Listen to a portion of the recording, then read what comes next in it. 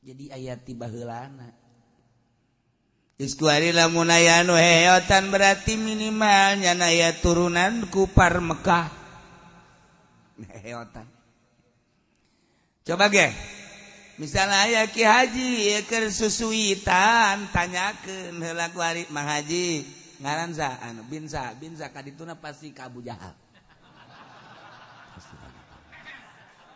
lain jangan anu sok susuitan mah tanyakeun ka itu coba ge di lumur urang mun aya meureun mun teu turunan ti indung ti bapa eta ka ditu teh Abu Jahal ti Nador bin Haris ayalah ka ditu ku ari mah jawab bari ngaji bin sa bin anu oh mah ieu mah rada baragus kan nah belok ka dieu tag bin anu pan ka dieu ah jol bae Abu Jahal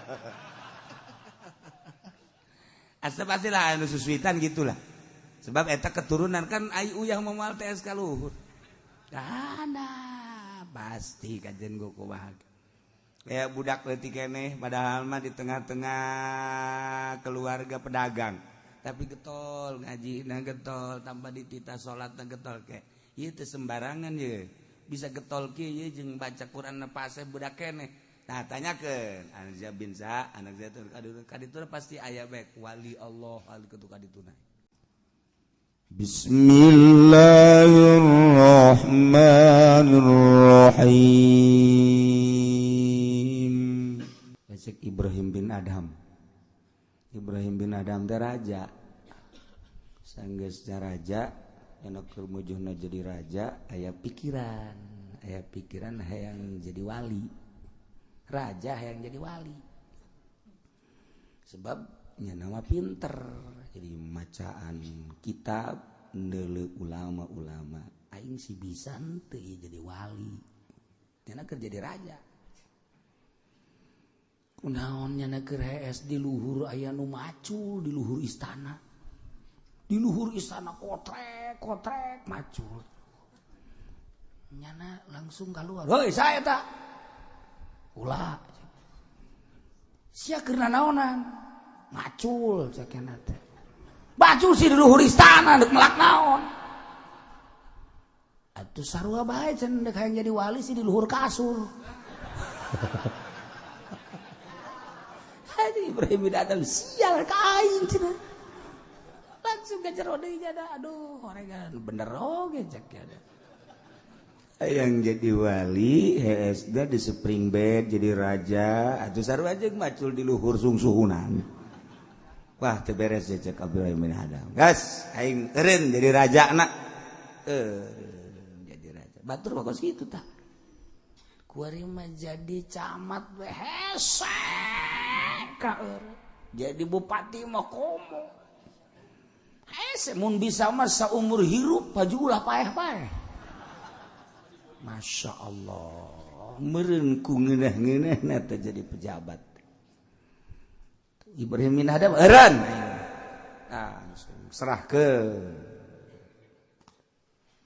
serahkeun terus ibadah can ngeunah keneh bae ibadah teh begitu can ngeunah keneh bae ibadah naon ieu si panyakit aing make can ngeunah keneh bae ibadah padahal jabatan ku aing geus dibikeun tahta geus eueuh tapi aing can ngeunah keneh bae ibadah aya jelema keur ngagoler BHS make pakaian tembal tepi bareng nyeuleuh nyana pakaian masih pakaian urut di istana keneh oh ieu moal salah langsung dibuka ku nyana piceun nyana nyokot baju nu jore pangjorena rada tangeunah tapi can nikmat keneh wae teh ibadah berangkat be nama terus embung kapanggih jeung jelema hayang kapanggih ge jeung Allah urang mah barang bisa ngaji hayang kapanggih jeung jelema embung kapanggih jeung Allah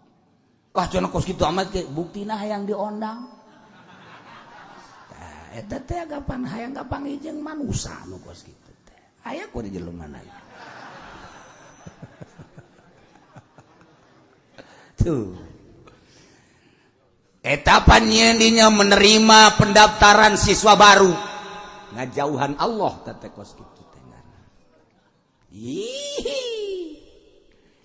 lamun basi kene menerima siswa ajaran baru kan jadi jelema beneran tama kakarak jadi ririwa tama ririwa jelema berarti kan hayang jeung jelema cenah kiai ge ieu cenah loba jelema dia tuh baralik Allah sia diondang teu ku aing dititan teu sia ku aing emang ngaji duaan we jeung musonif ye siana bae kadar ieu ya ku aing diondang teu ku aing mantep ku aing sia dicararekadan bae mabur sia ka ditu ulah ngaji ka dieu kudu jadi ka dieu deui tuh entah aing mah teu hayang aing dia cenah aing mah minggu hareup moal ngaji tetap di dia lobaan we bakal pan malaikat turun engke sia kabita pan itu lobaan keneh bae malaikat mangkaning malaikatna ngarupa cewek geulis tungtungna mah sia ngaji ka dia hayang ngadeukeutan eta dah hese kos kitu mah hese moal ka udag ulah dihayang-hayang dunia natang coba dihayangan ge dunia teu daek datang atuh si mah hayang sih kan ulah hayang hese cenah ge eta lah tanda urang jauh kene jeung Allah hese cenah eta ulah hayang dunia jauh kene berarti urang jeung Allah sakitu bae ukuran aing sih jeung Allah deket apa jauh tanya diri sendiri sia awak resep kene teu ka dunia coba deuleu tah inopa nu anyar resep teu sia resep jauh berarti sia jeung Allah sakitu bae geus ulah hese-hese tuh deuleu tuh urang Uzbekistan geulis ka deuleu ku sia haja sia resep jauh sia berarti jeung Allah puguh resep ka dadamelan Gusti nu bagus bersyukur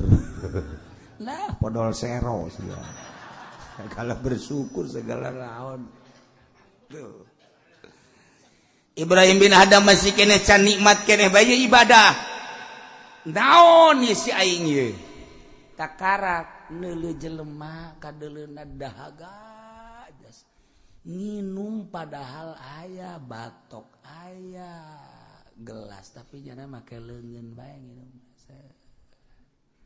ditanya kunyana Pak eta nginum make leungeun bae padahal batok aya timba aya gelas aya wawadahan aya kok make leungeun izin ka Gusti leungeun masih keneh bisa digunakeun make pelantara anu sejen keneh wow atuh izin ka Allah nah ieu guru aing ieu cenah ieu guru aing ieu karak mantep ye tuturkeun ku aing sia karak urang mah lain ban ngamun make anu gelas bagus bode sok bode kalapa gelas ge tah aing nyuguhan kiai gelas sok bode jasa meureun dianggap kiai teh beuki nginum meureun sial jasa tak jelema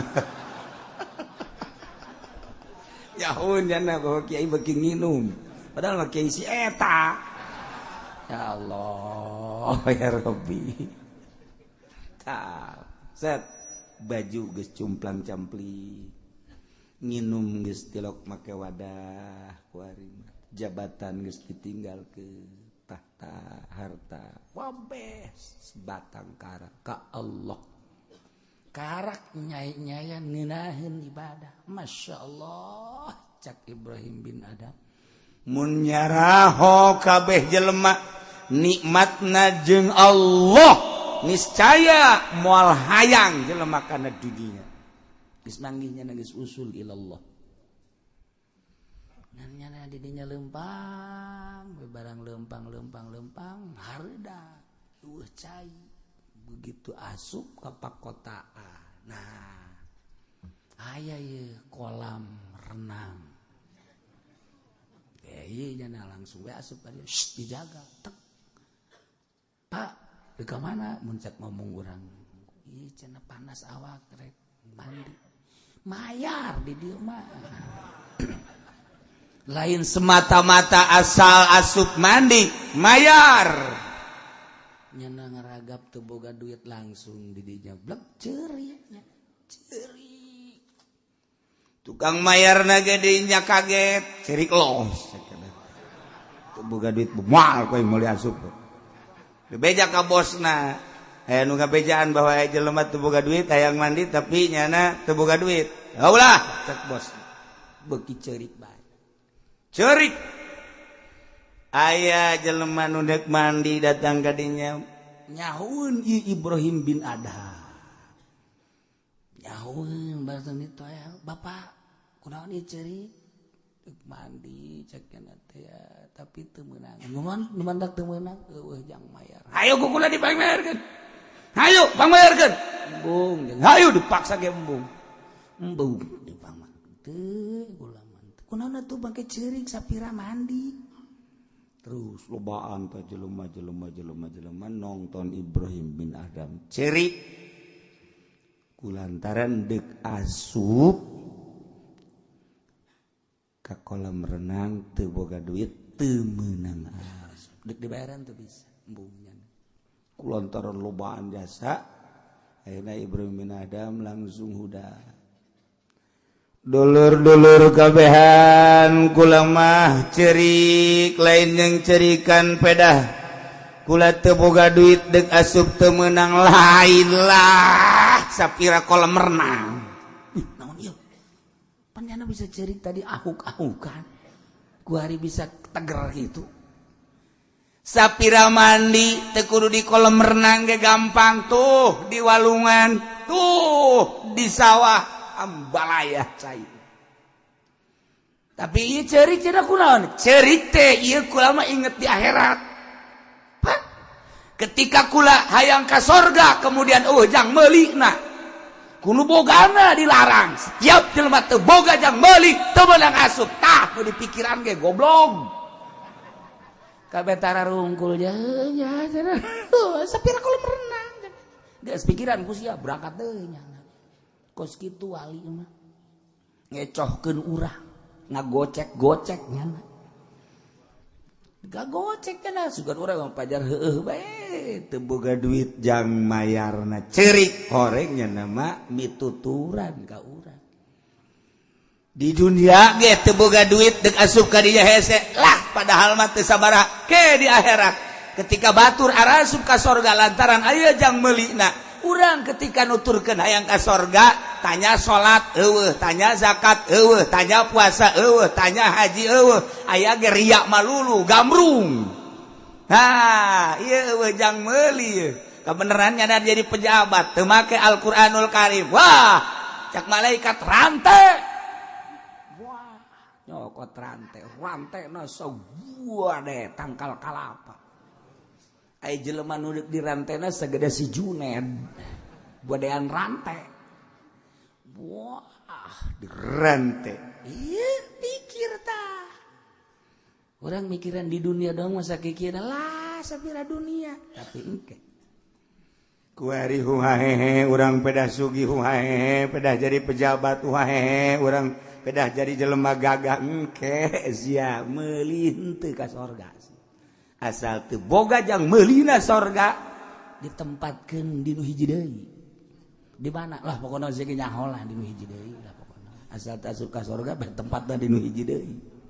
Ka mana? Geus kumaha sia bae sia eta nu di dinya. Tuh. Siga de, masyaallah. Kabeh geus aya dokumenna ajal-ajal urang. Dek dipiheulaan ku gering heula dek henteu. Nek diberes sugih atawa susah geus ngabogaan dokumen ajal kabehan ngan eueuh nu nyaho satungtung rizki urang aya keneh nu bakal asup ka jero beuteung berarti can datang ajal urang sakitu bae ke di mana-mana geus eueuh rizki urang seep ajal urang datang jadi berarti ieu urang teh hanya menyempurnakeun ajal. Sare ti peuting, udang ti beurang, gawe ieu teh hanya muru kana ajal. Urang teh keur nyampurnakeun ajal tinggal sabaraha deui. Nu jelas nu geus umurna bangsa 60-70 moal kebal deui tama. Dijamin moal bae geus. Nu mantak teu layak aki-aki kudu ngabonceng si embak. Bloon tama aki-aki. Nyaho ka kuburan tama si aki-aki. nurug cupu sama budak. Teu pantes aki-aki kudu nonton TV keneh bae. Teu pantas. Geus deukeut jasa ka ajal. Nyana gesok ngomong babaturan mah geus paraeh kabeh tinggal kula doang. Nyana geus ngomong kos kitu tah. Kos kitu mah sadar. Tapi nyana teu sadar mun nyana ngalobakeun maksiat keneh mah boloon tah aki-aki. Tuh masih aki-aki make HP mah boga opat keneh. Tolong tah aki-aki ya Allah. Make SMS-an keneh. Aduh, aing garetek gadegena ge. Aya aki-aki SMS getek ya. Masya Allah karim nungguan ajal liyuqdo ajalum musamma. Paeh ketika datang ajal. Paeh. Khurujur ruh anil badan. Ruhul hayat keluar ti awak. Paeh. Apa geus anda datang kadinya? Hehe. Summa ilaihi marji'ukum jaga. Beres kiamat bakal dihijikeun ka Gusti Allah. Geus hiji di mahsyar teh dek dinaonkeun summa yunabbiukum bima kuntum ta'malun. Allah bakal ngabejakeun hiji-hijina pagawean urang waktu urang di dunia. Ih, sararieu biasa. Sing hade, biasa sing hade jasa. Duh cenah kiai asana kula mah jeung ngora loba jasa dosa asana moal dihampura. Hehehe blonta nu kos kitu tah blonta. Pangeran urang mah beda jeung pangeran Kristen. Pangeran urang mah beda jeung pangeran Yahudi. Pangeran urang mah beda jeung pangeran Konghucu Buddha Hindu. Pangeran urang mah Allah nu sifatna Ghafurur. Sangkirang loba dosa apan pangeranna maha Ghafur. Ghafur teh artina wazan paulun. Cek tukang ngaji mah segat mubalaghah maha hampura. Sangat ngahampura. Sabaraha dosa sia sakolong langit hampura ku aing pan aing pangeran. Tenang. Tenang. Aduh cenah baheula ngadu koprok ulah kakarak jadi tukang ngadu koprok bandar koprok di hampura. Aduh cenah tuh kuari bandarna teruskeun bae si blon meureun. Tobat asal tobat ka Gusti. Nu mentek nu bahaya mah mutuskeun rahmat eta tah. Ulah ngalamun bae di imah duh dosa aing mah gede jasa ya terutama maling lah sana aing mal dihampura dek maling di bae. Eta belum dah jelema. Inna rahmati wasi'at kulla syai'. Inna rahmati sabaqat. Rahmat kaula ngaleuwihan tina seluruh perkara. Rahmat kaula geus tiala. Urang mah boga pangeran teh Maha Ghafur. Asal urangna tobat ka Gusti Allah Subhanahu wa ta'ala. Ketika urang mabok baheula, pernah zina baheula, naudzubillah min zalik. Bogo judi mah di mana aya topeng, lenong di dinya urang main koprok. Di dinya urang main dadu rolet jeung sajabana. Nah, kuari barang ngaji teh pagawean aing kumaha yang ke di akhirat. Asana aing diputer-puterkeun ku baheula. Nah, tobat ka Gusti Allah. Ketika urang tobat astagfirullahalazim Gusti, ampura dosa abdi baheula. Hiji abdi sok main koprok, main dadu, main rolet. Aduh, ampura deres mun menang melehan bae Gusti. Saya teh tobat. Cak Gusti Allah. Ari Pak Abdi nyahoun hamba kaula anallahu robban. Bahwa nyana boga pangeran nu ngaran Allah, nyana keur menta hampura ka Allah. Aing teh ya cak Gusti Allah. Berarti nyahoun nyana ka pangeran nu bener aing jeung aing teh ya Maha Ghafur. Geus. Hei hamba kaula. Kaula ngahampura ka anjeun. Geus dosa anjeun koprok, dadu, rolet judi deung sajabana diampura ku aing beres sorga. Ya Allah aya lenong main deui. Aduh cek Gusti kamari geus tobat gaing main deui bae blon teh budak. Blon teh budak menang minggu malam minggu judi malam Senin tobat deui ka Allah. Astagfirullah. Astagfirullah. Alazim Gusti. Oh nyahoeun nyana. Boga pangeran nyana ngaranna Allah sok ngahampura kuari sia keur menta hampura ka dihampura kuari. Geus. Salamet malam Kemis judi deui. Aduh cek malaikat kamari judi kuari tobat mari deui judi tobat deui. Tetep aing memang tugas nulisan bae. Nulisan bae nya mah tuh. Tetep bae 10 kali maksiat 10 kali tobat dihampura bae Gusti Allah mah. 100 kali maksiat 100 kali tobat dihampura bae ku Gusti Allah mah. Beda jeung ka urang. Urang boga salah kaki jahit minta hampura dihampura ku ulah deui nya. 2 kali nyieun. Sia kabarieun salah kuari salah deui bae. Hampura deui kudu hampura. Geus awas tah nista maja tinggal hiji deui sia. Awas ya geus maja sia ieu. Kadituna tinggal ka mana tetas maja. Aduh barang geus nyieun salah deui ka 3 kali gas endet sia angkat kaki sia di imah aing boro-boro ka batur ka anake indit sia di imah aing tak ada ampun bagimu. Wah haram gas aya teh hayang ngadenge jeung teh neuleus sia gurat batu datangkap detik ya endet sia eueuh hampura urang mah kos kitu. Urang mah kos kitu sebab ku nafsu ka Allah mah lain. Urang geus bobolokot, ku mabok, ku zina, baheula keur digawe di pabrik sok nyokotan sapatu sabelah. Oh, sabelah paneh 2 mah gede, sabelah mah diasupkeun ka dieu teu kajahoan. Isuk aya kaberan kencak kabeh nyokotna. Teu bisa dipake. Ya Allah, tobat ka Gusti tobat dihampura. Jadi urang boga pangeranana Ghafurur. Alhamdulillahirabbil. Asal tobatna beneran, taubatan nasuha, tubu ilallahi taubatan nasuha. Maka syarat hiji nadam kaduhu. Nomor kedua ikhlas nyabut tina maksiatna. Nomor katilu azam alla yauda. Ngazam moal balik deui. Salamet. Dak lamun teh kitu disebut tobat sambal. Suha mal deui. Aduh, lada jasa. Isukan aya jengkol ngora, sikat deui. Tobat sambal ngaranna. Kos awewe ngalahirkeun ngomong deui. Aduh ngomong deui biasa.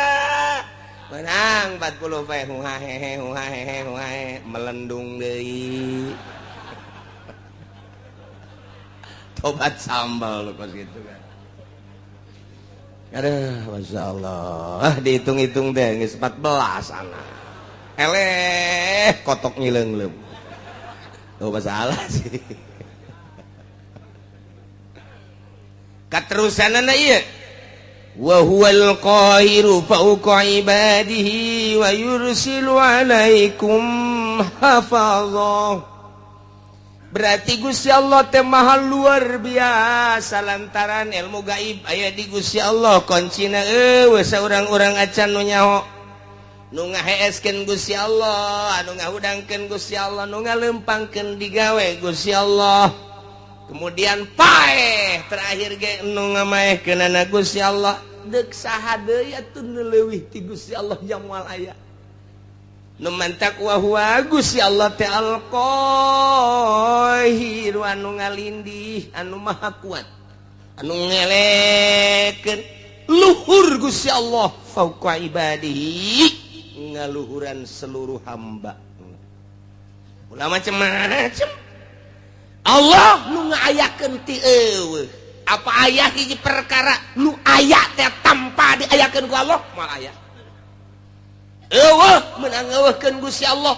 Apa aya hiji perkara lain dieueuhkeun ku Gusti Allah moal aya nu ngayakeun barang nu aya langit katut eusina bumi katut eusina Gusti Allah nu ngaeueuhkeun perkara nu geus aya nang Gusti Allah al-qahir fauqa ibadi sing hade jeung Gusti Allah mah nu ngaayakeunna Allah nu ngaeueuhkeunna Gusti Allah wa huwal qahiru fauqa ibadi anu ngahirupkeun Gusti Allah ngemakeun Gusti Allah nyehatkeun Gusti Allah ngageringkeun Gusti Allah nyugihkeun Gusti Allah nyusahkeun Gusti Allah makirkeun ngamiskinkeun menang Gusti Allah kabeh eueuh nu kaluar ti Gusti Allah wa huwal qahiru fauqa ibad apa aya nu lain nang Gusti Allah eueuh cenah dokter nu nyehatkeun dokter lagi modal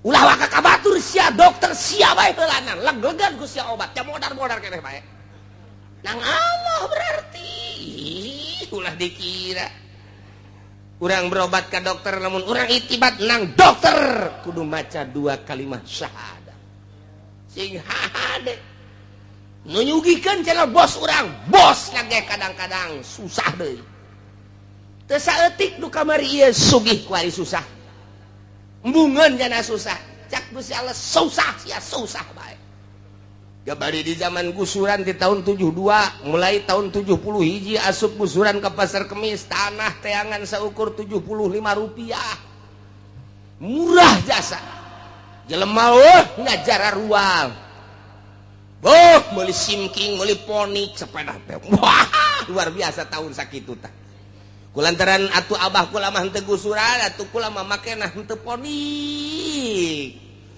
henteu simking makena mobil mau sapena nu gede teh bae nu gede teh kadang-kadang mah berat ku sapeda moal mawa sapeda aing geus eta wah kabelah dieuna wah mari motor belah dieuna makin naik harga tanah meuli mobil oi belah dieuna pisan di tahun 80 ka dieu wah eta luar biasa jelema ngajualan tanah meuli angkot aya nu 30 aya nu 20 hirup keneh nu kamari boga angkot 40 kuari teu boga sapeda aja moal dibejakeun jelema na ge aya kuari di dieu tadi ge sasalaman jeung pura iya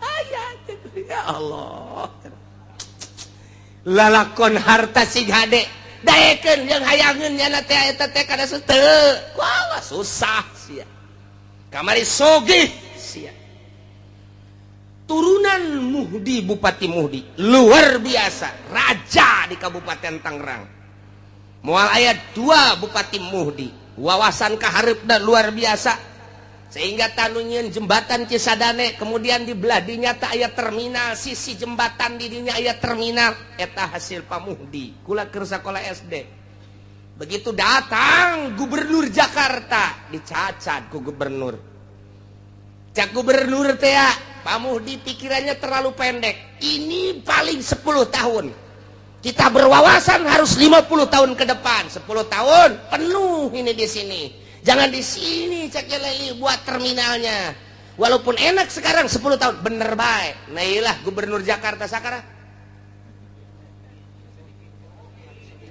Ali Sadikin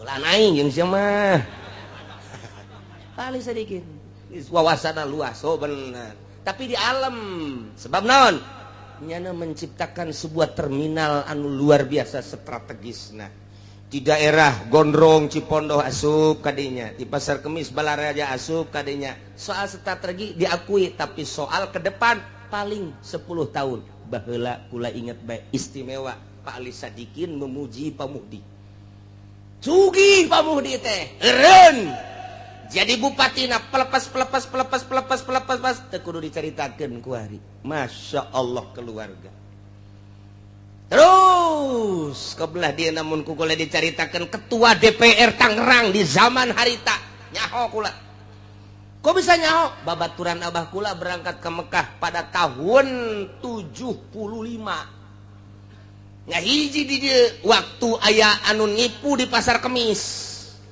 ngerekrut jamaah haji Tony ngaranna tuh bener nyana katipu berarti tah loba ngajakan abah kula terus supaya kanyana dipapageun make sedan kula ge milu sagala teu lah cak abah teh moal kadinya lain dirarasaan sabaraha puluh manusia nu katipu ku Pak Tony per detik ieu teu puguh tarangna teu puguh bujurna ka abah kula jeung urang Tangerang jeung ketua DPR nyana nu milu ka dieu sugih jasa kanyahoan sugihna angkot Tangerang Kalideres Cengkareng nu nyana kabeh di samping nyana jadi ketua DPR mau dibejakeun ngaranna sebab gua geus tarusah aya incuna ku nu ngaji ka dieu seuri bae nyana bener nya salaman tadi ge salaman aya incu si eta naik angkot kuari mah baheula boga angkot kuari naik angkot keur carita harta sugih jasa pat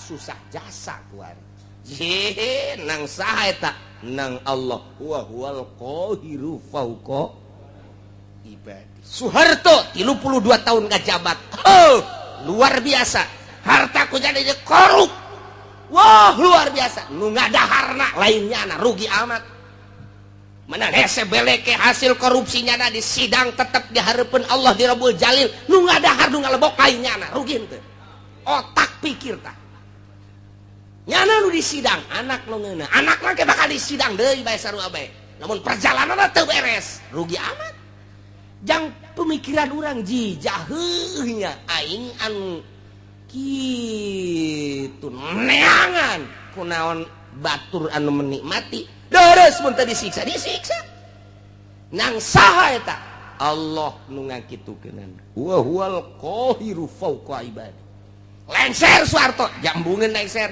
nang Allah lawan Gusti Allah wa huwal qahiru fauqa ibadi lawan Gusti Allah cek Gusti Allah sia dega lawan aing buang kawaraha amat disunamikeun sia ku aing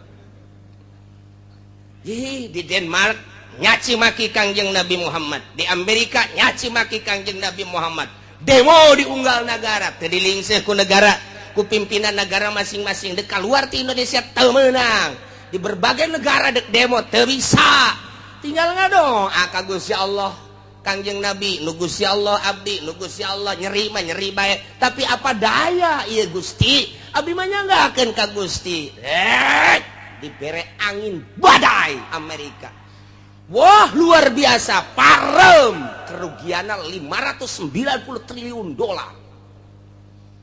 ji ulah dikira macem-macem kuari teu loba omong Muhammadan teu loba omong gua teu neko-neko lawan sia Gusti Allah wa huwal qahiru fauqa ibadi lawan Gusti Allah aing mah dicaci maki ge ku sia ja tetep iman ka Kangjeng Nabi Muhammad caci ku sia maki ku sia aing mah ja moal robah iman ka Gusti Allah geus diserahkeun ka Gusti Allah unggal peuting nyanggakeun ka Gusti meureun lain urang Indonesia bae di Irak di Iran di berbagai negara Gusti janggakeun ka Gusti teu puguh teu kaaruh badai di Amerika ndek kumaha deui lawan Gusti Allah wa huwal qahiru fauqa ibadi di batak sing hade ieu di Indonesia ge ieu kuari pemerintah ngelawan Al-Qur'anul Karim dele tungtungna nu sarugi teu daek ngazakat cak Gusti Allah titipan aing siana nu aing hartana ge nu aing ngan ku aing keur dicoba sia dibere teu daek sia ngazakat awas sia cak Gusti Allah aing teh wa huwal qahiru fauqa moal kebal deui disetrukeun sia ku aing bener bae menyon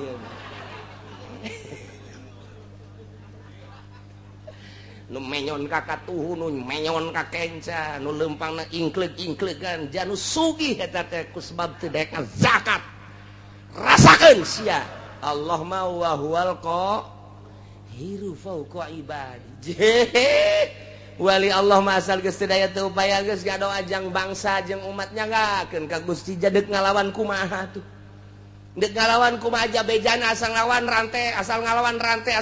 rantai jeung teu puguh pamimpinna mun puguh pamimpinna mah siap sadajan di rantai ge pamimpin ieu teh anu endek arah jujur jeung adil doa bae ka Gusti ngadoana ngan teu meunang menta minta azab teu meunang ngadoana ya Allah ya Rabbi tunjukkeun pemimpin nagara abdi Gusti janu Gusti tunjukkeun gubernur tunjukkeun bupati tunjukkeun camat tunjukkeun Gusti lurah nu mantak aya bae ta lurah teh anu kamari bang kawarah per poe ieu jadi bener loba eta mah tang Gusti Allah dibulak-balik penting nang Gusti Allah berang nang Gusti Allah hujan nang Gusti Allah panas nang Gusti Allah urang hirup nang Gusti Allah isu pageto paeh nang Gusti Allah aya di luar naon kitu ngaranna kakawasaan jeung iradat Gusti Allah moal aya wa huwal qahiru fawqa ibadihi lawan Gusti Allah mentak lamun geus diasupkeun ayat ieu ka jero boga naon atuh urang kasep dijadikeun kabanggan goblok cak Gusti Allah sia dibere kasep lain pake sujud ka aing dipake bobogohan jeung Gerang Karawang boloon sia dibopengkeun sia ku aing sia bobeng wal qahiru fawqa ibadi je dibere geulis lain pake sujud ka Gusti Allah endahan pake di layar kaca di layar perak layar emas boloon ta budak dileukeun ku aing sia moal kebal deui keriput ngedadak wa huwal qahiru fawqa ibadi lawan Gusti Allah ya Rabbi contoh nu sugih jadi susah lain setik nu gagah jadi lemah lain setik nang saha nang Gusti Allah nu turun tina jabatanana langsung nang Gusti Allah kitu kene nu susah jadi sugih nu lemah jadi kuat anu rakyat jadi pejabat ngebuadeg ku ari mah nang Gusti Allah wa huwal qahiru fawqa ibadihi itu daya teu upaya urang mah aya nang ngayakeun Gusti Allah hiji perkara nu aya di luar pengadaan Gusti Allah nang Gusti Allah moal aya hiji perkara lain nang ngeuweuhkeun Gusti Allah moal aya atuh berarti aya jeung eueuh nang Gusti Allah hirup jeung paeh nang Gusti Allah ieu lawan ta wa huwal qahiru fawqa ibadihi asupkeun ka jero hate urang pelakeun tanemkeun Gusti atuh abdi mah teu aya nanaonan mata nu ku abdi dinikmatin nu Gusti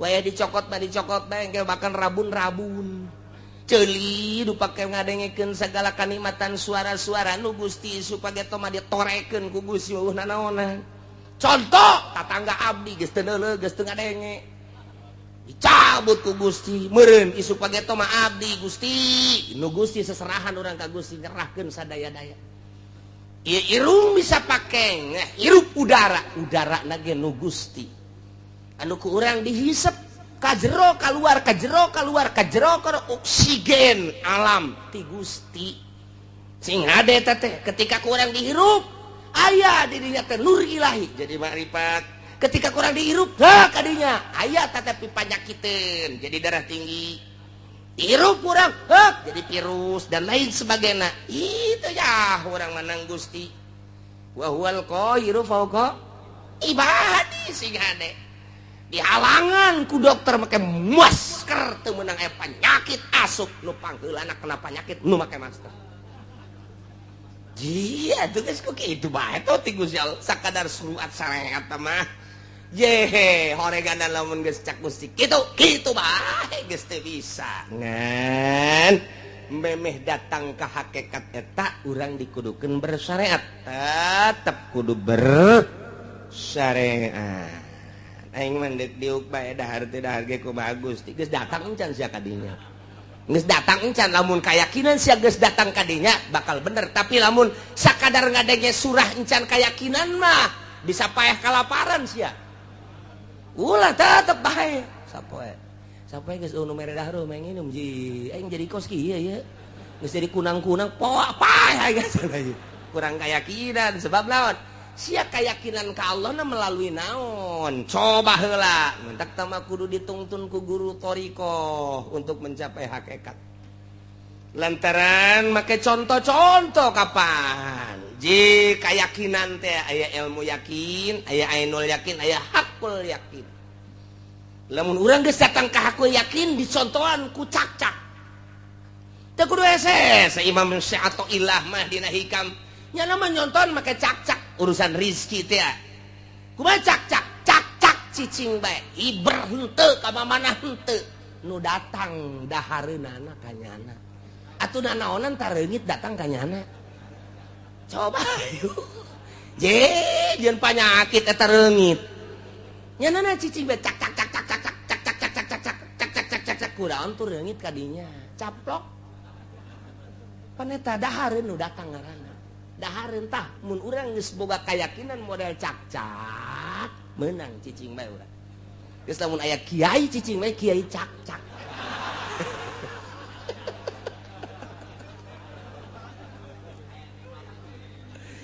manuk onam cek sehato ilah manuk onam nyana aya hibran ti sayangna merendah keneh sanajan nyana teh berangkat khimason tagdu khimason taruh bitonan nyana indit ti sayangna keleh beteung sore datang ye gendut beteungna teu pernah kadenge manuk boga pabrik pernah kadenge manuk boga perusahaan sugan supermarket Indomaret dan lain sebagainya tapi nyana indit ti imana hiber sore anakna kaparaban nyanana gendut ngan eta make usaha keneh nu leuwih hebat cak-cak nyana mah asal kaluar bae tadi baratok teh huluna cek cek cek cek cek cek cek cek cek cek cek cek kadang-kadang kupu-kupu nu gede ge kadahar bae bloon jak teu kupu-kupu deuk naon tuh kadinya ya nang saha eta ngatur nang Gusti Allah wa huwal qahiru fauqa ibadi gua rendut eta cak-cak pohara jasa lempang teu daun henteu dahareun udah ratangna atuh berarti urang mah ieu bloon eleh ku manuk eleh ku cak-cak make jeung gelut sagala urang mah neangan sesuap nasi make jeung teu salat sagala neangan sesuap nasi eleh ku cak-cak eta cak cak cak cak cak kadengena doang kurang padahal mah Allah Allah Allah Allah Allah Allah Allah Allah Allah Allah Allah Allah Allah Allah Allah ji kadengena ku urang cak cak cak cak cak cak cak cak cak lamun urang dibere kaberenehan sieun ka cak-cak sebab nyana teh muji Allah Allah Allah Allah Allah Allah Allah urang lamun keur hees kieu aya cak-cak aja urang dibere kaberenehan Allah Allah Allah sial nyinggung aing sial sia Allah-Allahan aing kerek bloon sia bisa dipaehan ku urang cak-cak tak eta kitu teh eleh ku cak-cak urang waduh si atoh ilah mah geus pohar jasa hese urang nyaritakeun ilmu hakikat lamun eueuh si atoh ilah hese tah dibere contoh ku Syekh Atoh Ilah teh datang henteu sia kayakinan sia kadinya datang ka manuk maka ikhtiar keneh ngan sakikituna datang ka cak-cak geus ikhtiar sama sekali. Urang datang ke mana? Kudu aya nu nungtun, mimiti ngaji heula supaya aya ilmu. Geus aya ilmu, ngaranna ilmu yakin. Ye, bener ya, naik dilaksanakeun supaya datang ka ainul yakin. Sageus datang ka ainul yakin dibere deui hak. Jadi hakul yakin. Geus datang ka hakikat di dinya. Nikmat hirup bus datang ka dinya. Lawan Gusti Allah. Wa huwal qahiru fauqa ibadi. Gusti Allah maha nu maha ngalindih nu maha gagah saluhureun manusia saluhureun hamba. Di antara keistimewaan jeung kagagahan Gusti Allah teh wa yursilu alaikum hafadzah. Gusti Allah ngutuskeun urang kabehan ka malaikat hafadzah.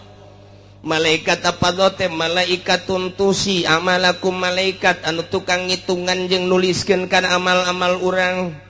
Likulli insanin malakani tiap manusia aya dua malaikat malakun an yamini hiji malaikat dikatuhun wa malakun an shimalihi kadua malaikat dikencaeun sing yakin sing hade aya dua malaikat posisina cek sakaol mah di dieu malaikat teh cek sakaol mah di dieu di bibir katuhu urang ditungtung bibir kenca urang cek sakaol mah nyana teh dipundakeun urang eta mangan sakadar caritaan-caritaan beuki ka jero nu jelas aya dua malaikat yakinkeun deuk di mana bae posisina hiji katuhu nu hiji dikenca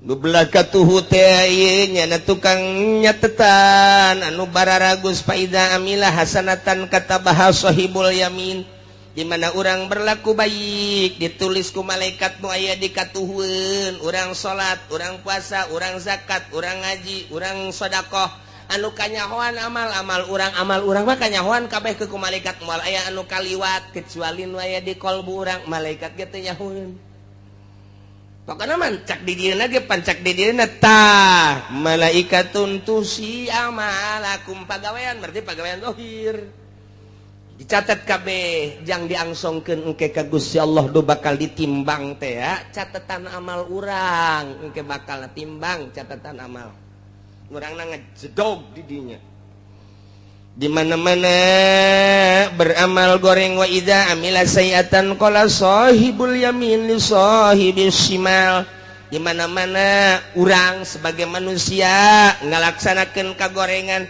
cek malaikat lukatuhu bebe jaka malaikat anu kenca isbir ulah waka dicatet heulana ulah waka cek malaikat tu kenca pannyana ieu geus maksiat heula la'allahu yatubu minha sugan bae nyana tobat geus ulah waka dicatet karunya engke di akhiratna masyaallah wah rajas ketika beramal bagus langsung catet tapi ketika beramal goreng malaikat nu katuhu nganasehatan isbir ulah ka jatuh ulah ka cak nu kenca padi geus beramal goreng nya keula lalahu ya tubuh boting tobat ke abeh ulah aya catetanana oh geus tunggu aya ki haji ngebonceng simba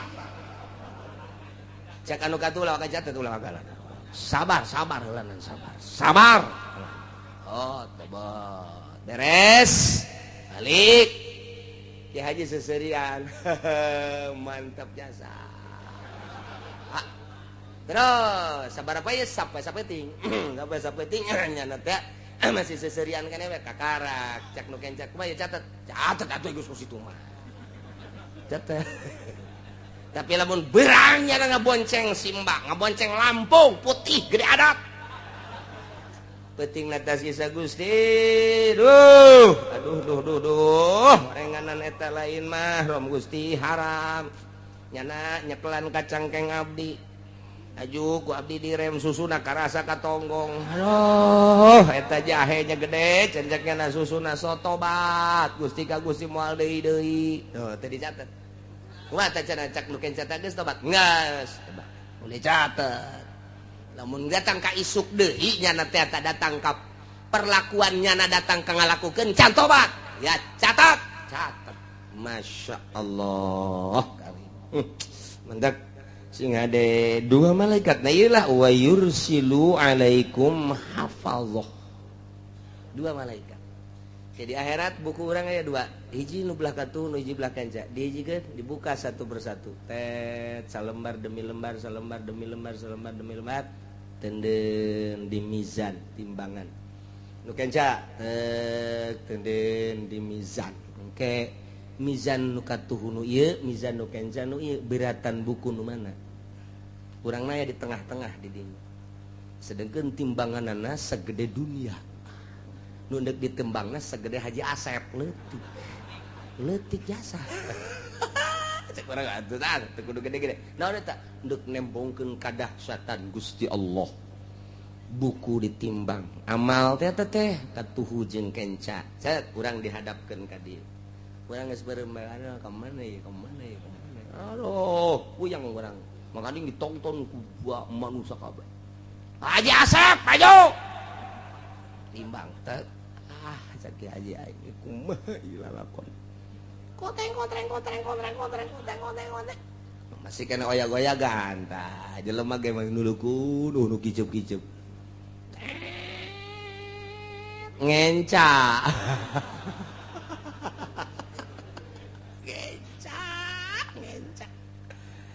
aduh cek malaikat ji ngenca ieu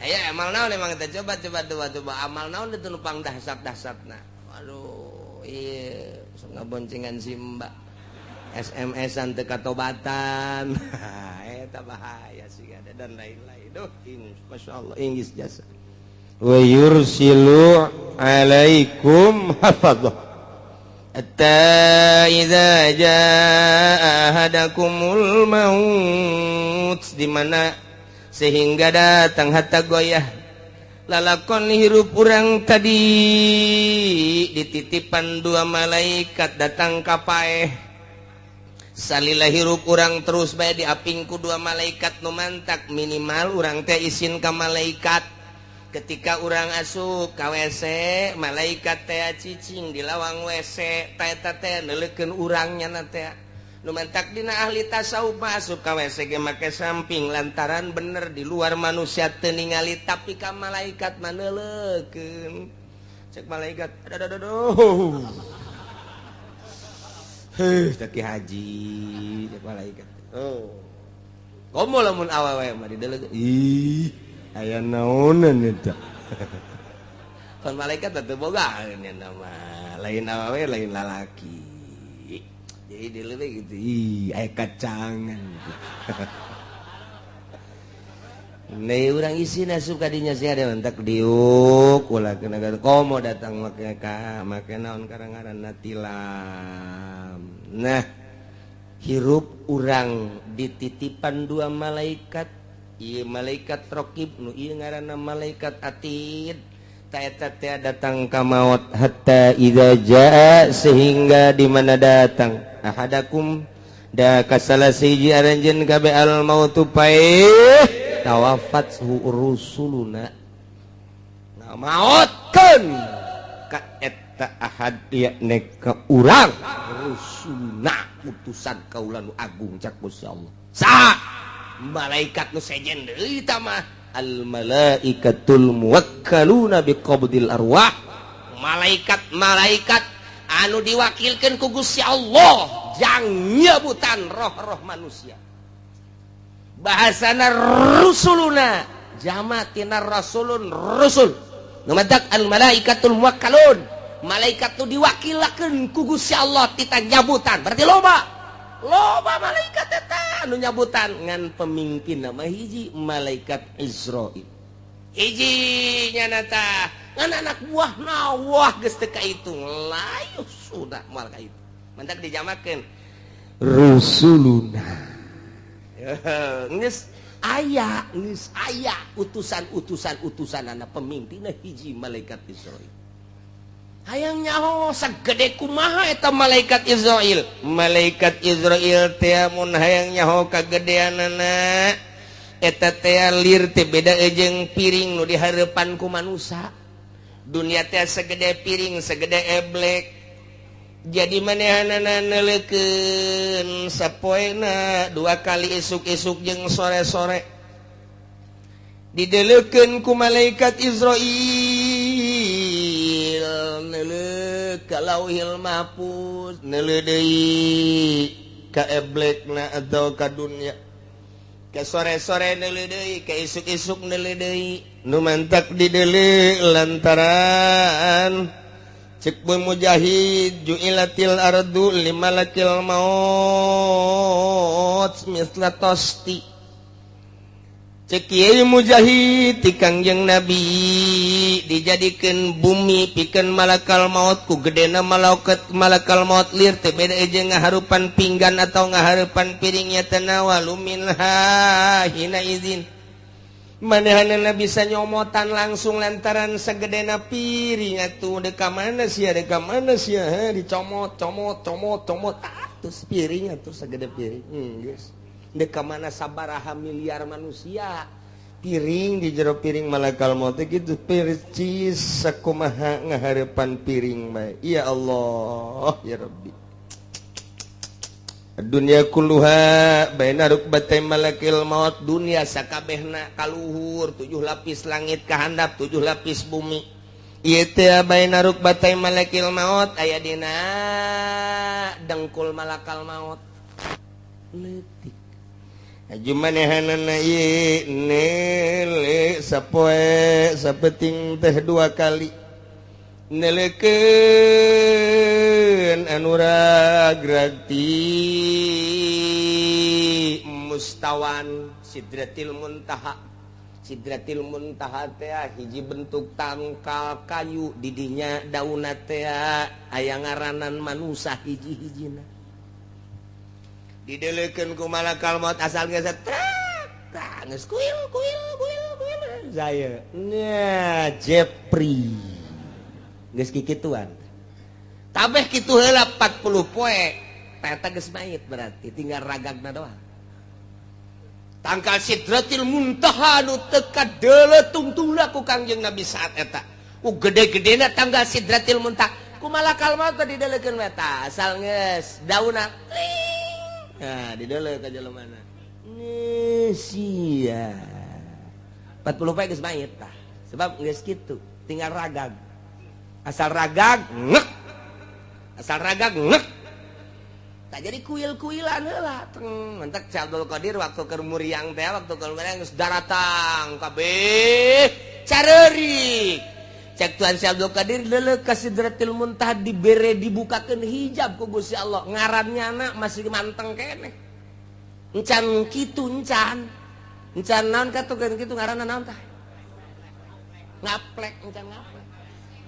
Jadi masih ajeg kene cek Tuhan Si Abdul Qadir ulah ceurik kabeh wahai para pamajikan, wahai para anak, dulur kabeh lantaran abah nu ieu moal ka paeh gering nu ieu mah. Sebab tuh deuleuh masih kene can ngaplek ka hiji. Nomor kadua anak abah nu ngaran Abdul Razak masih kene aya di tonggong abah. Dibere tah. Pak Haji ge engke datang ka ieu mah kitu bae. Lamun muriak malah ka paeh abah mah. Kadeuleuh di Sidratil Muntaha tuh teger keneh. Prak isukna modal. Ya nyahoan antak Ki Haji. Ieu nurang carita paeh mah masyaallah. Tah mantap 40 poe ngaplek geus mait ngaranna. Urang ngobrol jatuh muriang deui segala rupa masyaallah geus geumor jeung mait. Eta teh sok aya bae teh bahasa-bahasa anu aneh, bahasa-bahasa anu mengarahkeun kana yen manehanana deuk maot. Sering bae geus kajen kumaha ge kadang-kadang silaturahmi kaunggal dulur kaunggal babaturan anu kitu aya anu kieu babagi bae tah geus harta tah abah mah geus moal eta geus dibere sadar ku Gusti Allah asal geus 40 poe ragag tak langsung Israil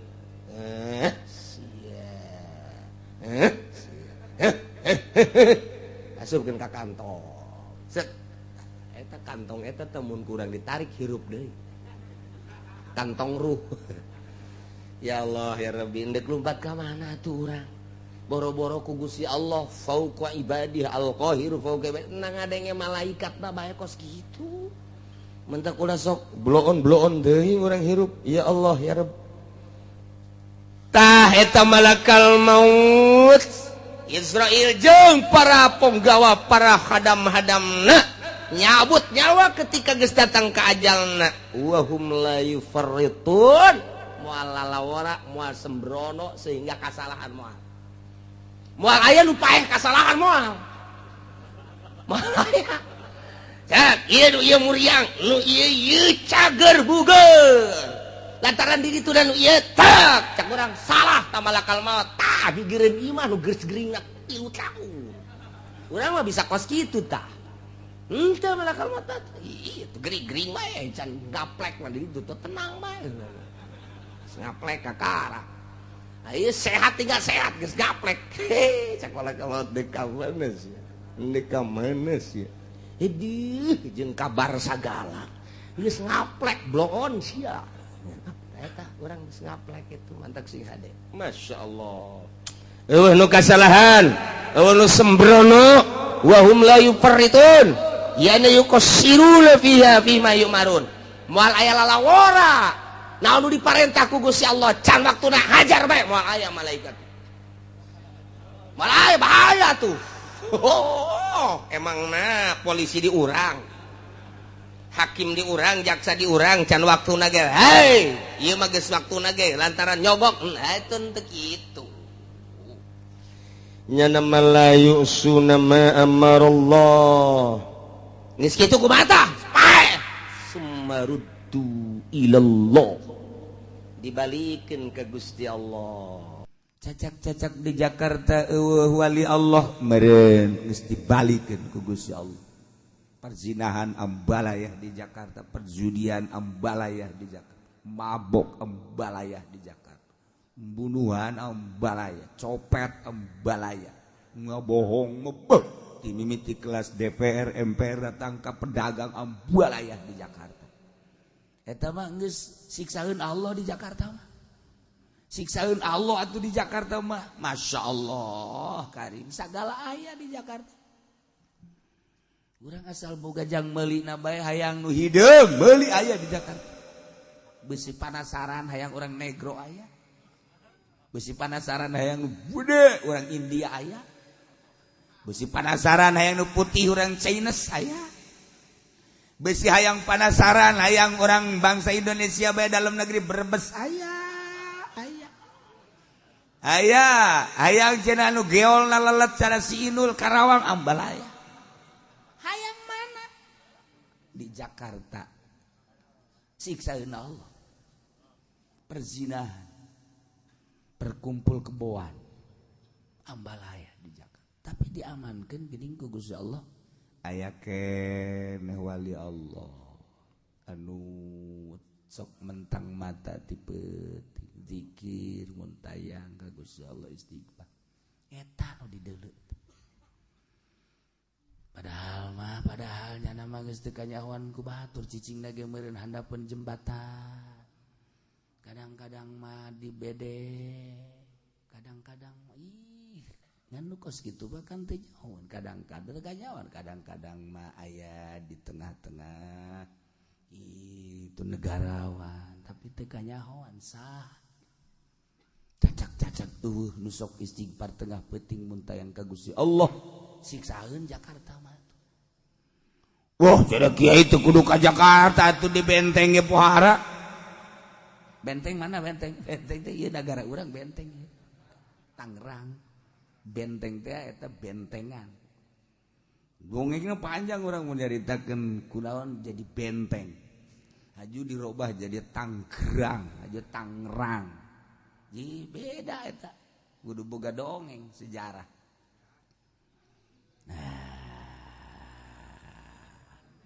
Lantaran kulama ayat tetesan kan kaluhur. Ayat badak bupati macem-macem je siawan sia ku aing. Di bener gua apa? Boh cenah so amat kiai ya tuh sok-sok sekalian lah. Ya Allah karim. Tah. Teu pernah Allah nyiksa ka hiji daerah lamun di dinya aya waliullah kita kaluar heula. Nabina rasulna walina. Matak moal waka kiamat mun masih kene aya induk ibadah. Moal waka. Engke dikiamatkeun so teh jelema geus teh jarahun ka Allah. Saha Allah teh? Teh jarahun ka pangeran. Saha pangeran teh? Maruk teh. Pangeran teh batu jeung kayu. Pangeran teh sugan teh eta we patung. Geus teh jauheun ka pangeran teh allazi khalaqas samawati wal ardi jauheun. Allah menciptakeun langit jeung bumi ka kiamat. Engke kapan aya ieu lah aya angin. Angin tiis jangan mawatkeun para mukminin. Asal katabrak ku angin eta set golepak, kafir mah kafir, fasik munafik henteu parae. Engke kadenge kiai anu maot, ustad anu maot, mang anu maot pae. Tinggal jelema anu teu nyaho kaler kidul. Masjid kosong, musola kosong, majelis taklim kosong kabeh. Karosong kabeh. Bahkan geus dijadikeun gereja. Dijadikeun gitu kelenteng. Dijadikeun berbagai tempat ibadah. Kafir karak terjadi kiamat. Di mana jelema awewe geus ditoel nonggeng di jalan geus. Asal ditoel percis kotok jago bae jeung biangna. Asal ditoel nonggeng geus di imahna kene geus dermana ke calana. Bakal terjadi seperti eta. kuari mah masih kena SMS-an neangan tempat nu sunyi kuari ge mas geus kuari ge ngan neangan tempat di mana ya di mana ya ya ente di sisi jalan teuing bae gitu tah aduh mana anu mah sia cek polisi teh kenapa kamu lakukan itu nggak boleh dong bapak pengen ya boleh deh sial polisi ge marah ogo numpakan ogo di ditu tawa polisi di ditu di urang lain di urang mah sesa di ditu wa ma lahum alla yu'adzibahumullah kunaon Gusti Allah teu nyiksa ka para kufar naonnya anu ngahalangan kana nurunkeun siksa terhadap kufar padahal mawahum yasudduna 'anil masjidil haram nyadakan geus jelas-jelas nahan ngalarang ka Kangjeng Nabi jeung ka para muslimin tina ngaibadahan di Masjidil Haram ibadah ka Allah tawaf nuapan Baitullah di Masjidil Haram dilarang jelas-jelas Muhammad teu meunang muslimin teu meunang tapi kok encan diturunkeun siksa bae lamun Kangjeng Nabi teu meunang tawaf muslimin teu meunang tawaf dilarang ku jana ibadah di Masjidil Haram atuh engke ge ka urang bakal kitu masjid mah aya ngan dilarang teu meunang saralat mushola mah ambalaya tapi teu meunang dieusian lamun langsung teu meunang dieusian masjid gamuk muslimin mukminin lamun teu meunang dieusian eta mushola ngamuk kajen kumaha ge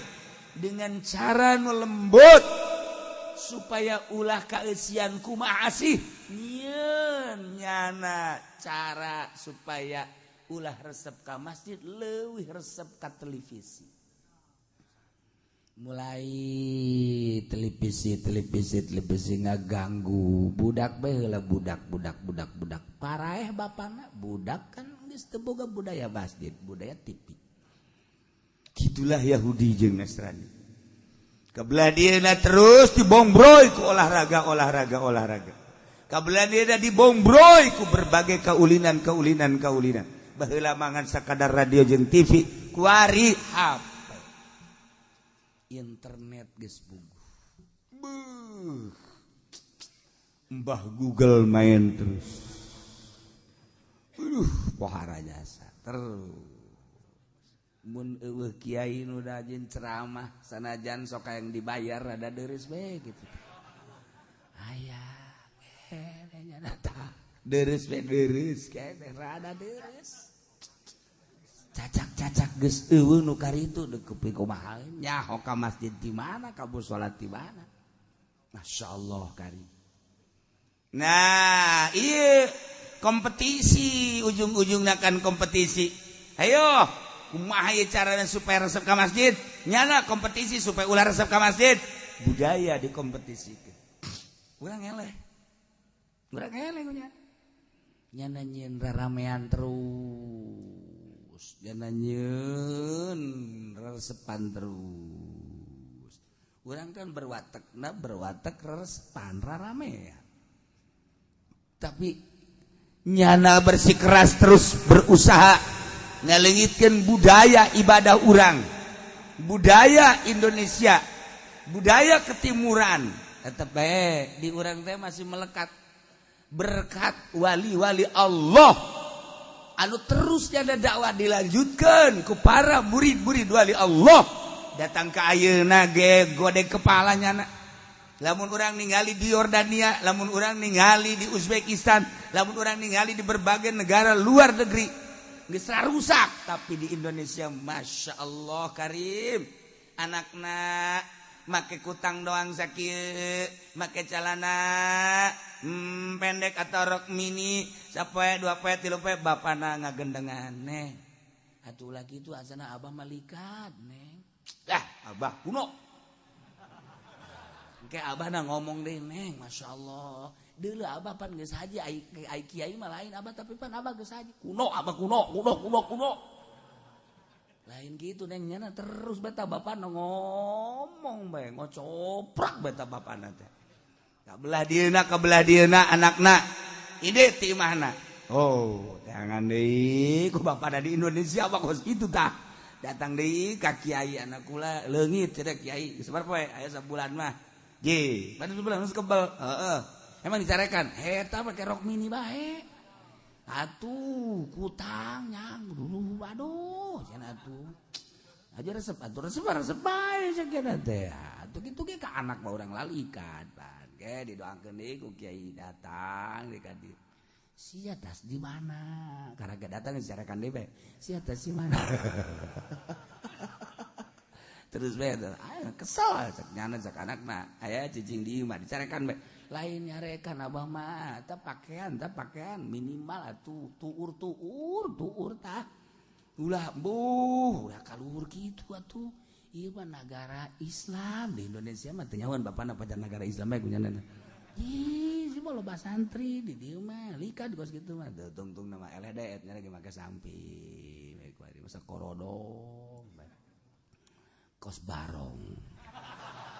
Bapak na ngomong neng atuh beuh ulah kos barong teh aya serah hese kamari aing ulu tuda dicarekan kuari ku aing ditutupan kabeh carekan deui bae si mana nu bener sih di Indonesia teh berkat eta kabehan jadi ngadenge ti kiai ngadenge ti pengajian bapana ge terus alhamdulillah sekali-sekali doang lah sekali doang ka Tangerang nya ge sekali ge kira di sini sok bae urang naik angkot aju nyana make rok mini urang make kopea segala make sorban upat-ipet ge kotek isine nah kok bala urang coba neng coba neng kurang kaluhur saeutik neng di urang mah teh aya isinan aya jadi budaya Islamna melekat agamana geus dicontohan ku Cina-Cina make rok mini make sempak geus sataranjang di urang nuturkeun sakedeung sapoe bapak ka ditu teh mantak kira gregeteun ka urang gregeteun isu ku baca Indonesia hese jasa hese nya lagi tita ulah sarolat bae terus bareng tita urang dari TV ditonton mah ditonton ngan dibawa ka masjid ku di TV sial tah kuari TV di masjid kuari ya Allah ya Rabbi abe salat babari berjamaah babari wiridan babari nonton TV babari salah listrik kabeh dirusak kuari dirusak Wahabi dararatan ka urang Syiah dararatan ka urang diadukeun mun di negara batur kuari geus gaduh Sunni jeung Syi'i tapi di urang mah tetep bae masih kene aya adab-adaban kajen aya nyana dakwah ngadakwakeun kuari Syiah teh melalui televisi melalui radio geus boga radio Syi'i urang mah teu boga kuari ngan milu-milu doang radio jeung televisi mah teu boga urang mah ahli sunnah wal jamaah mah tapi Syiah mah Wahabi kan geus baroga lantaran dimodalan kapan ku kafir tapi ieu nu miluna saeutik di Bandung kakentongna di Bandung tetep bae ke urang Bandung mah mohon ke balik deui ka ditu henteu deui kuari disebarkeun Tangerang Serang Pandeglang Syiah ya keur disebar ya kuari Tangerang Serang Pandeglang kuari Syiah asal aya nu pidatona bangun kitu ngagorengkeun ka Kiai Li Sunah beulanan haju nyana nyaritakeun kasiahana mulai hiji dua urang balik yuk di urang eta langsa eta kitu hese jasa eta di negara batur mah kan ilmiah terus di urang mah teu aing mah pokona teu akur jeung guru aing teh hatta moal we kitu mah moal we geus eta hese tah boga berwatakan kos kitu tah nyaho bener nyaho teh guruna eta aing mah pokona tah eta kangel di urang Muhammadiyah ge angel Muhammadiyah di Tangerang di tahun mana menes nurunkeun Muhammadiyah ka dieu tek datang guru-guru ge Muhammadiyah malu di Cilongok ge sabaraha kali turun Muhammadiyah oh jati gintung teh sakikituna bae datang ke Cilongok Muhammadiyah mimiti ngaulahkeun usoli mereka dua ngaulahkeun kunut geus aya di Cilongok teh teu bebeja deui ka kula datang diusir bae heuh sia kunaon itu ngusir ustad wah tilu teu usoli cak cenah atuh lain kitu kunaon teu bebejan da kudu kieu mah pokona mah imah bagian kami cak cenah Muhammadiyah geus sabaraha kali di dieu aya deui Muhammadiyah anu semu-semu bangun ahli sunnah padahal Muhammadiyah teu di batura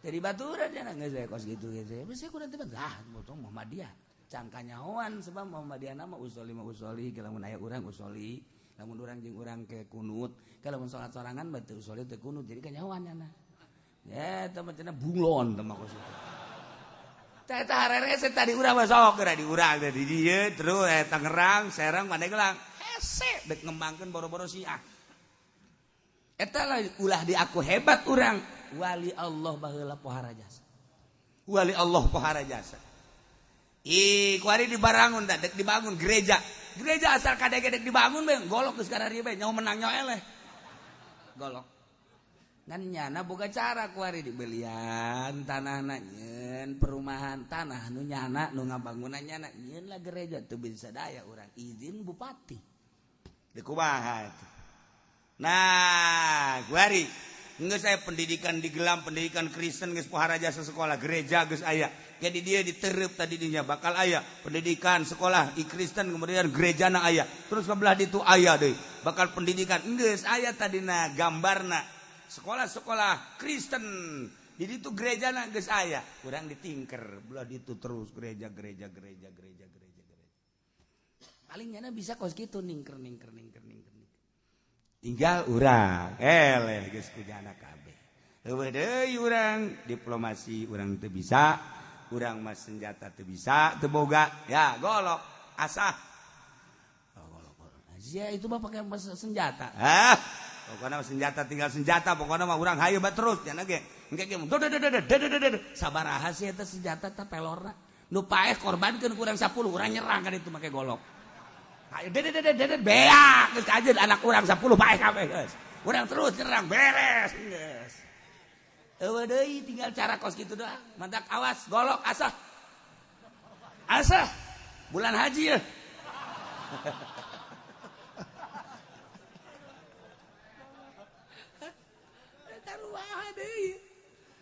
Masya Allah Karim hete dosa benerna mah urang teh di mana di modalan triliunan rupiah kudu dibejakeun jangan wahabikeun jeung nyiahkeun teh triliunan lain miliar triliun nu manta kaju kadele salah sahiji organisasi abangan bangun gade aya kecekok dan lain-lain sebagainya triliunan Masya Allah tapi tetap hese baheula ke zaman Mirza Gulam Ahmad ka dieu ge bukuna di dieu di majelis ieu bukuna loba jasa gratis terus dek nyokotan urang ka ditu ka kedutaan loba jasa kuari ge lamun hayang nyokotan kitab-kitab Muhammadiyah Wahabi gratis ambalaya kitab lah ge gratis ambalaya kuari kula ge ditawaran bisa yang kitab anu kitab Wahabi ambalaya ngan aya Habib nu sok mawaan Habib Wahabi berarti tah Habib mawaan aya nu 10 jilid 20 jilid hanya masalah dibere ongkos bae di jero aku kada dibaca oh ya kitab Wahabi loba gue kitab Wahabi Habib dah nu bisa ngadatangkeun tuari ambalan numpuk kene kitab Wahabi arembungeun di urang arembungeun digratiskeun ge jangan naon cenah kitab kos kitu nah maca teu bisa emang di urang mah sabenerna mentak arembungna mah ngaji denge bae kieu ye jare mah ngeunaheun bari ngopi bae ngaji maca teu bisa naon teu bisa ngan nya mah kitu muludan teu akur bae geus teu didengekeun sakitu dah bagus tadi urang teh asa bodoh enggak asa bodoh di urang mah geus asal teu akur teu lain bangsa urang mah buku bangsa Indonesia tapi eta sakitu ge berarti geus ayaan di jero hatena sakitu geus ayaan berarti boro-boro dek dikafirkeun dek disiahkeun dek diwahabikeun ge hese bae banget di Tangerang Serang Pandeglang Rengkas Bitung hese eta sakitu mah alhamdulillah lainang urang berkat wali Allah Subhanahu wa taala kunaonnya Gusti Allah teh nyiksa kafara kupar-kupar padahal mah Kangjeng Nabi teh kapan geus kaluar jeung para anu lemah teh geus ka Madinah. Kangjeng Nabi teh geus indi hijrah ka Madinah. Mukminin teh geus teu araraya berangkat ka Madinah. Tinggal di Mekah mah kapirin jeung munafikin bae. Lamun tadi nilik teu pernah Allah nyiksa jeung moal nyiksa Allah. Kakala kupar wa anta fihim lamun anjeun masih keneh aya di dinya sementara ayeuna mah Kangjeng Nabi teh geus ka Madinah, mukminin geus ka Madinah.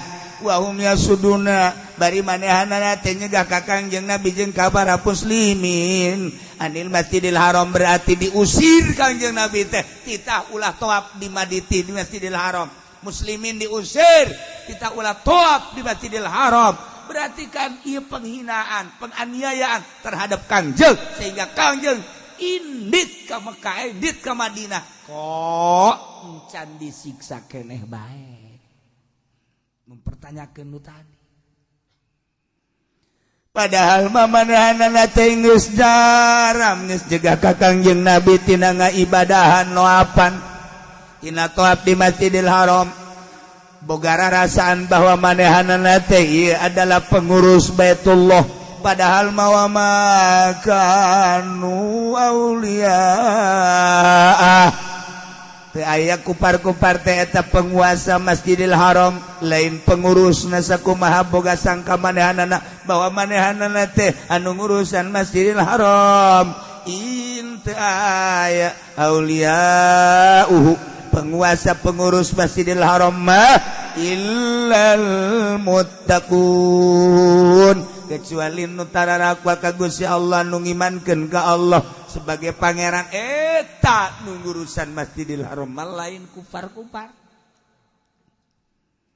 Walakin aktsarahum la ya'lamun, ngan lolobana manehanana mah teu nyararahoen bahwa dirina teh henteu berhak ngurusan Masjidil Haram. Teu aya wilayah jeung ngurusan Masjidil Haram, teu aya kekuasaan jeung ngurusan Masjidil Haram, sebab nu ngurusan Masjidil Haram mah illal muttaqun, nu taqwa, nu percaya ka Allah sebagai pangeran, percaya ka Kangjeng Nabi Muhammad sebagai utusan Allah, percaya ka Al-Qur'an sebagai wahyu Allah. Eta nu ngurusan Masjidil Haram mah, tapi sangkaan nyanalah anu ngurusan Masjidil Haram nu berkuasa. Kangjeng berangkat ke Madinah lantaran dianiaya keterlaluan. Allah geus ngizina. Mukminin berangkat ke Madinah. Di Mekah geus tinggal jelema-jelema kalalafir, munafik, musyrik. Tibalaleuna. Dipertanyakan wa ma lahum alla yu'adzibahumullah, kunaonnya make can nyiksa keneh bae Allah, naon nu ngahalangan padahal mah geus eueuh Kangjeng Nabian, geus eueuh para mukminina. Tuh masyaallah kai. Tapi ternyata horenganan siksa teh diturunkeunana melalui peperangan bisa bada khurujika wal mustadafin. Naila wa qad azabahumullahu bi Badarin. Allah nyiksa ka para kupar-kupar melalui perang Badar. Di dinya terjadi perang anu dahsyat, perang Badar. Tokoh-tokoh kafir para raeh di Badar. Jelema-jelema ambalayah di Badar. 70 tokoh kafir paeh di Badar. Encan nu lain-lain, tawanan dan lain sebagainya. Iyalah bentuk siksa anu pertama. Lain siksa dibalikeun cara kaum Kangjeng Nabi Lut. Lain siksa seuneu jeung angin cara kaum Kangjeng Nabi Hud. Lain siksa Kangjeng Nabi Saleh lain. Tetapi siksa di paraehan kafir melalui peperangan Badar sarua bae disiksa. Masya Allah, parah. Jageninganan orang-orang kafir mah di ditu teh di Mekah di Masjidil Haram majarkeun maranehanana nu berkuasa, majarkeun manehanana anu ngurusan Masjidil Haram. Orenganan wa ma kana sholatuhum indal baiti illa muka'aw wa tasbiyah. Teu aya salat-salat da kupar di Baitullah teh ila mukaan angin heheotan. Mukminin mah tawaf di Baitullah teh, Kangjeng Nabi tawaf di Baitullah teh, ai bangsa kupar mah di Baitullah teh heheotan sisi ulang atawa susuitan leungeun dikiekeun kemudian diasupkeun kana bibir haju ditiup sweet sweet. Ayalah kuari jelema ge nu sok kitu. Tuh. Jadi heheotan jeung susuitan eta teh ibadahna para kufar-kufar. Mata kolot baheula mah mun aya nu heheotan gregeteun jasa lantaran ieu nya namanya hoka sejarah. Kuari mah ustadna nu heheotan goblok. Ki haji geus kolot basa keneh susuitan tolol. Masyaallah teh nyaho dongengna meureun. Hebatan kolot baheula. Aya budak angon bae di luhureun kebo bari make cetok heheotan. Hai, sia. Kafir tah mah nu kos kikituan mah. Dicarekan ku kolot bari teh nyaho dongengna. Aya nu susuitan bae awewe liwat. Sit. Hai, tolol sia susuitan mun deuk cekel.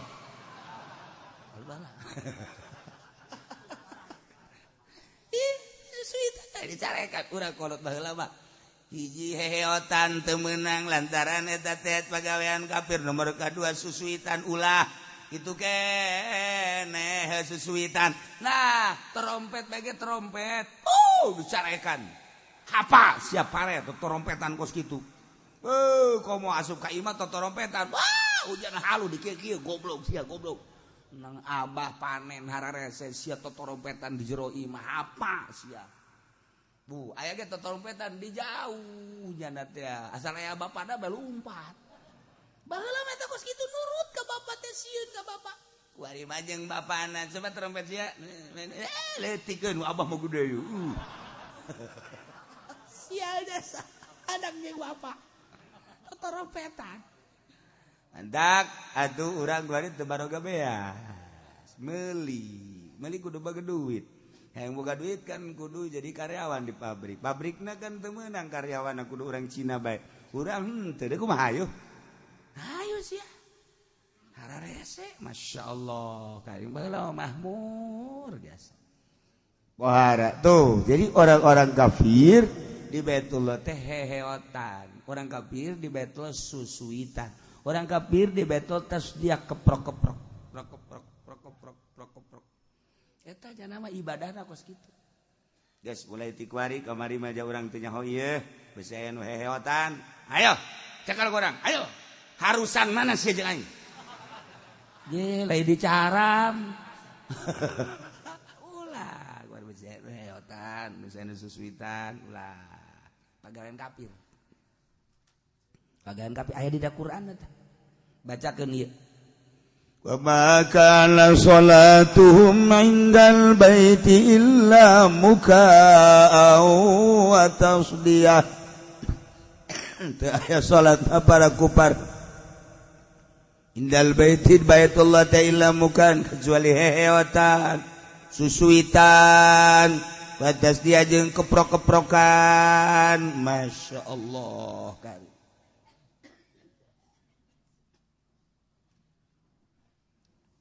Jadi ayat tiba heulana. Iskuari lamun aya nu heheotan berarti minimal nya aya turunan kufar Mekah. Heheotan. Coba ge. Misalnya aya Ki Haji keur susuitan tanyakeun heula kuari Mang Haji ngaran sa anu bin sa kadituna pasti ka Abu Jahal. Lain jangan anu sok susuitan mah. Tanyakeun ka eta. Coba ge di lumur urang. Mun aya meureun mun teu turunan ti indung ti bapa eta ka ditu. Teh Abu Jahal ti Nador bin Haris. Ayalah ka ditu. Kuari mah jawab bari. ngaji bin sa bin anu oh ieu mah rada baragus kan nah belok ka dieu tak bin anu pada ka dia ah jol bae Abu Jahal asa pastilah anu susuitan gitulah sebab eta keturunan kan ai uyah moal TS ka luhur kana pasti kajen gua kumaha kayak budak leutik keneh padahal mah di tengah-tengah keluarga pedagang tapi getol ngajina getol tanpa ditita salatna getol ke ieu teu sembarangan ye bisa getol kieu ye jeung baca Quran nepase budak keneh nah tanyakeun anak bin sa anak zaitun kaditu pasti aya bae wali Allah al kitu kadituna aya moal kajen ku ge moal sembarangan tapi lamun susuitan nah itu eta mah uyutna Abu Jahal sedangkan kanyawa nu sok heotan jeung susuitan mah eta teh anu aya belah kenca kula eta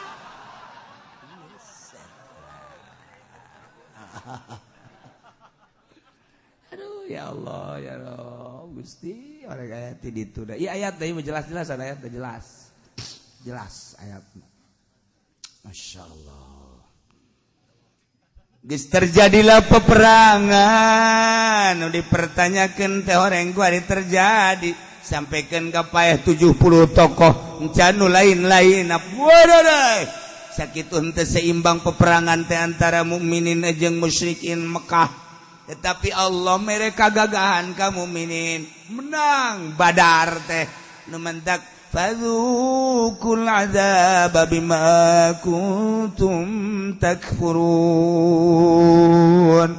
sok maneh rasakeun guari masiksaan Allah di jero perang Badar anu sakitu dahsyatna kafir-kafir teh buadare tokoh-tokoh Quraisy buadare bima kuntum takfurun ku keyakinan nu kumaneh di kufuran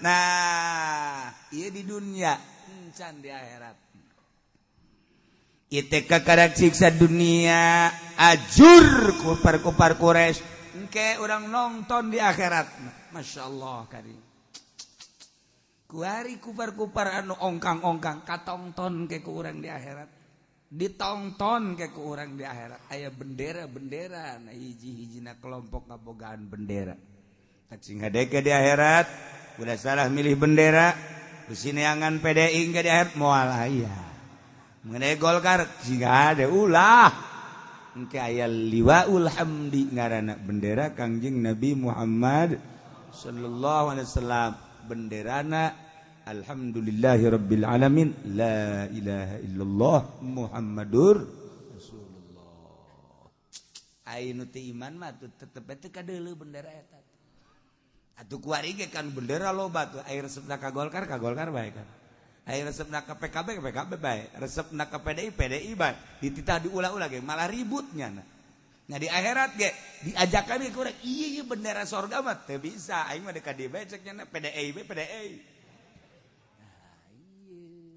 bendera liwaul hamdi masyaallah mudah-mudahan urang kabehan ditentremkeun hate urang dikuatkeun akidah urang diamankeun negara urang ditentremkeun negara urang dibebaskeun urang berekspresi di negara urang selama teu bertentangan jeung agama jeung undang-undang Pancasila sehingga urang aya dina ridho Allah subhanahu wa ta'ala bi barakati ummil Quran al-Fatihah.